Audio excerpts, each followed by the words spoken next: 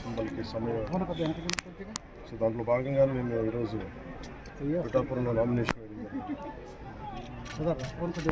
మధ్యలో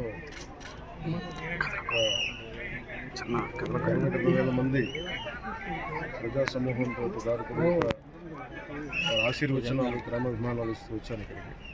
ఇంకా టైం అయిపోతుందని చెప్పి మధ్యలో షార్ట్ కట్ తీసుకొని ఇక్కడికి వచ్చాను. మళ్ళీ వెళ్ళేటప్పుడు ఎవరైతే మిస్సారో వాళ్ళందరికీ కూడా ఆశీర్వచనాలు తీసుకొని సాయంత్రం ఉప్పాడ సభలో ప్రసంగించుకుంటున్నాను. ఎన్నికలు ఆంధ్రప్రదేశ్కి 2047కి వచ్చే తరానికి చాలా కీలకమైన ఎన్నికలు. ఈ కీలకమైన ఎన్నికల్లో జనసేన, టీడీపీ, భారతీయ జనతా పార్టీ రెండు ఎన్డీఏ కూటమిగా ఏర్పడి ముందుకెళ్తాం. జనసేన కూడా చాలా బలం పుంజుకొని రాష్ట్ర ప్రయోజనాల కోసం తగ్గి త్యాగాలు చేసి తెలుగుదేశం పార్టీ ఇబ్బందులు ఉన్నప్పుడు నిలబడి ముందుకెళ్ళాం. అదేవిధంగా చాలా మంది బలమైన నాయకులు త్యాగాలు మాకు మండపేట, రామచంద్రాపురం చాలా ఒక 34 నియోజకవర్గాలు మా అభ్యర్థులు పెద్దాపురం లాంటి నియోజకవర్గాల్లో కూడా నేను విత్డ్రా చేయడం జరిగింది. మమ్మల్ని సర్దుకోమని చెప్పాను. దాంట్లో భాగంగానే చాలా బలమైన ప్రజానాయకులు, ప్రజల్లో బలమైన అవగాహన ప్రజా సమస్యల మీద అలాంటి వ్యక్తి వర్మ గారు నా కోసం ఈ సీట్ని త్యాగం చేశారు. మనస్ఫూర్తిగా వారికి ఈ సందర్భంగా వారికి నా ప్రత్యేక కృతజ్ఞతలు, నమస్కారాలు. ఈ త్యాగం రాష్ట్ర ప్రయోజనాలకే కానీ వ్యక్తిగత ప్రయోజనాలు దాటి చేస్తున్నారు. సో మనస్ఫూర్తిగా వారికి కూడా భవిష్యత్తులో ఉన్నత స్థానాలను నిర్వహించాలని దానికి నా కృషి తెలియజేసుకుంటాను. అలాగే జనసేన కాకినాడ పార్లమెంట్ పరిధిలో పిఠాపురం కూడా వస్తుంది. దానికి సంగెల ఉదయ్ శ్రీనివాస్ టీ టైం అధ్యక్షునిగా, టీ టైం వ్యవస్థాపకుడిగా పేరు. దాదాపు 25,000 మంది పైకి ఆయన ఉద్యోగాలు ఇచ్చారు.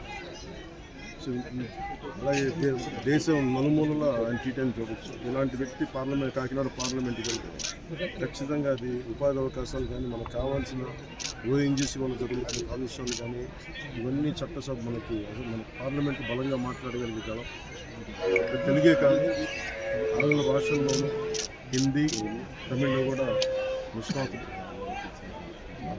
అలాంటి వ్యక్తి ఈరోజు మేము జనసేన తరపు నుంచి పార్లమెంట్ అభ్యర్థిగా కాకినాడ పార్లమెంట్ నియోజకవర్గం.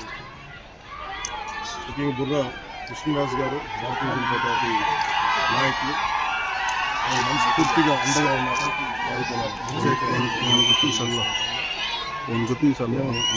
ఎన్డీఏ కూటమి తెలుగుదేశం పార్టీ, జనసేన, భారతీయ జనతా పార్టీ అఖండ విజయం సాధించబోతుంది.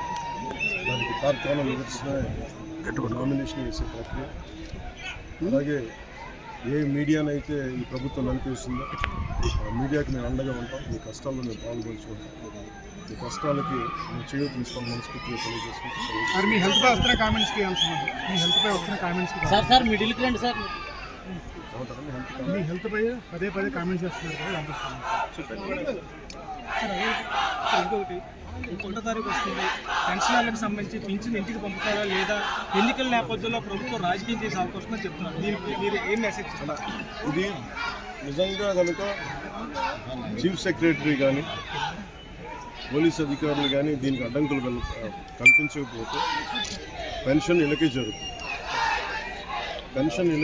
ఖచ్చితంగా. కాబట్టి దీన్ని ప్రభుత్వం ఆపాలనుకుంటే ఇది ఖచ్చితంగా ఈరోజు ఈ 1వ తారీఖు ఇంటికి పెన్షన్లు అందకపోతే దాంట్లో ప్రభుత్వం చుట్టుందని మనస్ఫూర్తిగా నమ్మాలి. సార్, పిఠాపురం ప్రజలకి మీరు ఇచ్చే సందేశం ఏంటి? ఎన్నికలు రాబోతున్నాయి, 1,00,000 ఓట్ల మెజారిటీ అంటున్నారు. ప్రజలకి మీరు ఇచ్చే సందేశం ఏంటి? ఇది ఇప్పుడు దాకా మనం ఆంధ్రప్రదేశ్లో ప్రతి నియోజకవర్గం త్రికోణ పోటీ ఉంది. ఈసారి ఈ పోటీ అన్ని సమస్యల మీద సమగ్రమైన దృష్టి పెట్టడానికి, ఇప్పుడు నేను వర్మ గారు విడివిడిగా పోటీ చేయడానికి, కలిసి మేము ఉమ్మడిగా ఒక ప్లాట్ఫామ్ మీద పోటీ చేయడానికి, సమస్యలను పరిష్కరించడానికి చాలా సులభం. అలాగే క్లాష్ ఉంది. లేదంటే ఏదన్నా సరే ఈ సమస్యను ఇలా సాల్వ్ చేయాలని ఒక ఇది ఉన్నప్పుడు, ఒక డిబేట్ ఉన్నప్పుడు దాని సామరస్య వాతావరణాన్ని పరిష్కరించాలి. అలాగే 5,000 కలిస్తేనే పిడుగులు కదా, ఇంతమంది కలిసి వస్తే సమస్యకి మరింత బలమైన పరిష్కారం దొరుకుతుంది. అలాగే చేసి పెట్టాలి.